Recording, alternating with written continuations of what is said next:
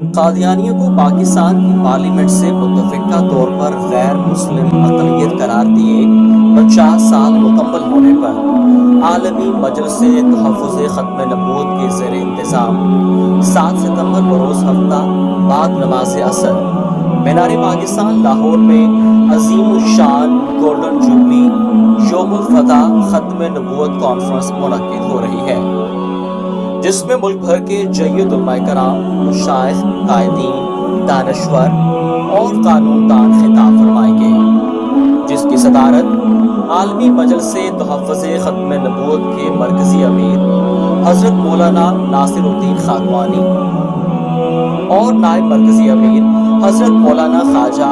عزیز احمد صاحب اور سید سلمان بنوری فرمائیں گے۔ تمام اہل اسلام کو بھرپور شرکت کی دعوت دی جاتی ہے۔ کانفرنس کو براہ راست لائیو دیکھنے کے لیے